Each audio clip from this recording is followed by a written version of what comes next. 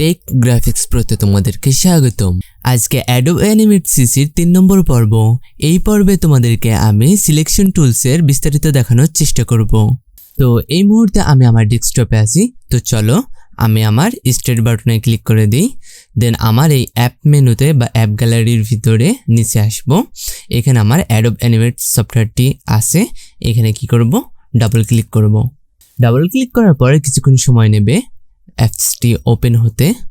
তো কিছুক্ষণ পর আমার সামনে এরকম একটা উইন্ডো আসলো, তোমাদের সামনে ঠিক এরকম আসবে। তো চলো একটা ছোট্ট প্রজেক্ট ক্রিয়েট করে নিই।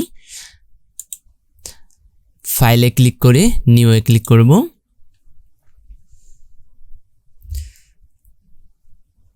তারপর আমার সামনে একটা এরকম আর্টবোর্ড বা ডকুমেন্ট যাই বলো একটা আসবে। আমি জাস্ট এইখানে উইথ এবং হাইট 1920 এবং 1080 এই দুইটা সেম রেখে এখানে ক্রিয়েট বাটনে ক্লিক করব। দেন তারপর আমার সামনে এরকম একটা উইন্ডো চলে আসবে, ঠিক আছে। আমি এখানে ক্লিক করে ফিট টু উইন্ডো করে দিচ্ছি যাতে দেখতে একটু ভালো লাগে এই আর কি। তো আমাদের আজকে যেহেতু প্রথম ক্লাস, এই ক্লাসে আমরা কি করব, এই টুলসগুলো সম্পর্কে আস্তে আস্তে জানবো। কিন্তু আজকে হলো আমাদের এই টুলসের ব্যবহার জানার পালা, ঠিক আছে, বা ক্লাস।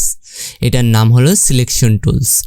আমরা যদি এটাকে সিলেক্ট করতে চাই তাহলে এমনি ক্লিক করতে পারি মাউস দিয়ে, অথবা কিবোর্ডের ভি বাটনটা প্রেস করলেই এইটা অলরেডি ক্লিক হয়ে যাবে। আমি অন্যটা ক্লিক করে রাখছি বা অ্যাক্টিভ করে রাখছি। এবার যদি আমি কিবোর্ডের ভি বাটনটা ক্লিক করি বা প্রেস করি তাহলে অটোমেটিক এইটা অ্যাক্টিভ হয়ে যাবে, ঠিক আছে।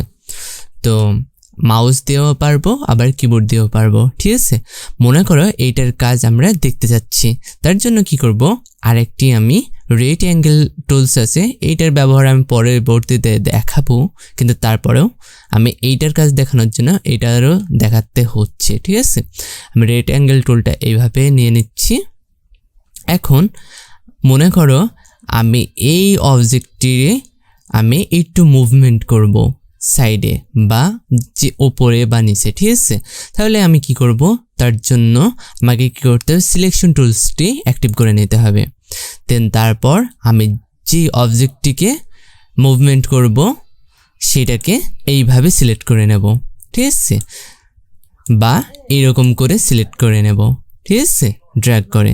দেন তারপর আমি যদি এরকম করে ড্র্যাগ করি মাউসের লেফট বাটন চেপে ধরে, তাহলে আমি যে কোনো জায়গায় একে মুভমেন্ট করতে পারবো, ঠিক আছে। আর এই সিলেকশন টুল দিয়ে যদি আমি মনে করো সিঙ্গেল ক্লিক করলাম, খালি সিঙ্গেল ক্লিক করলাম, তাহলে তারপর যদি এভাবে মুভমেন্ট করি, দেখো খালি ভিতরকার ফিল কালারটা মুভমেন্ট হয়েছে কিন্তু স্ট্রোকটা ব্যতীত, ঠিক আছে। তাহলে আমি কন্ট্রোল জেড চেপে ব্যাকে যাব। আর যদি স্ট্রোক কালার এবং ফিল কালার দুইটাই যদি মুভমেন্ট করতে চাই তাহলে আমি কি করব, প্রথমে একবার ক্লিক করে নেব, দেন তারপর ডাবল ক্লিক, তাহলে আমার স্ট্রোক কালারটা সহ সিলেক্ট হয়ে যাবে। দেন আমি যেমনে সেমনে মুভমেন্ট করতে পারবো, ঠিক আছে, এই আর কি। সিলেকশন টুল দিয়ে আমরা যদি মনে করি এতটুক পরিমাণ সিলেকশন করব, দেন তারপর কিবোর্ডের ডিলিট বাটনটা প্রেস করব, তাহলে আমাদের সিলেকশন জায়গায় থেকে সেই অবজেক্টটি ডিলিট হয়ে যাবে। আমি আবারও ব্যাকে আসছি, কন্ট্রোল জেড, ঠিক আছে। তো আমরা সিলেকশন টুলটি এইভাবে ব্যবহার করতে পারি। আমরা চাইলে মাঝখান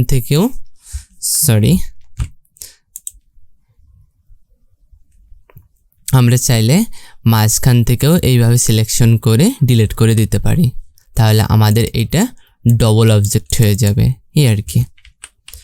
তো সিলেকশন টুলের কাজ এইটুকু। আমি আরেকটা টুলস দেখাচ্ছি। সিলেকশন টুলসের ভিতরে আবার সাবসিলেকশন টুলস আছে, ঠিক আছে। এটা বের করতে হলে এখানে এসে মাউসের রাইট বাটনটা ক্লিক করতে হবে, দেন তারপর নিচে এই সাবসিলেকশন টুল, ঠিক আছে। এটারও কাজ আছে। এটার কাজ হলো প্রত্যেকটা অ্যাঙ্কর পয়েন্টকে মানে মুভমেন্ট করতে পারবো, ঠিক আছে। আমাদের এই কর্নারে অ্যাঙ্কর পয়েন্ট আছে, ঠিক আছে। আমি সিলেক্ট করে নিলাম, বা এইভাবে একটা অ্যাঙ্কর পয়েন্টও সিলেক্ট করে নিতে পারি। দেন তারপর এইটাকে ড্র্যাগ করে আমরা পরিবর্তন করতে পারি। ঠিক আছে, আমরা চাইলে একই সাথে দুইটা অ্যাঙ্কর পয়েন্টও সিলেক্ট করে নিতে পারি, দেন এইভাবে মুভমেন্ট করতে পারি এই আর কি। ঠিক আছে, তো আজকে একই সাথে দুইটা টুলসের ব্যবহার দেখে ফেললাম। আমরা যদি চাই দেখাচ্ছি একসাথে কিন্তু দুইটা অ্যাঙ্কর পয়েন্ট আমাদের সিলেকশন আছে। আমি যদি এখন এটা নিচে নামাই তাহলে এটা দুইটাই একই সমানে নামবে, দেখো এই আর কি। যদি একটা সিলেকশন করি দেন একটা, আমি যে কোনো জায়গায় এইভাবে পরিবর্তন করতে পারি এই আর কি, তাছাড়া আর কিছু না। তো আজকে আমরা এই ক্লাসে দেখলাম সিলেকশন টুলসের কাজ এবং সাব সিলেকশন টুলসের কাজ। আমরা চাইলেই আমাদের সিলেকশন টুলসটি পরিবর্তন করতে পারি।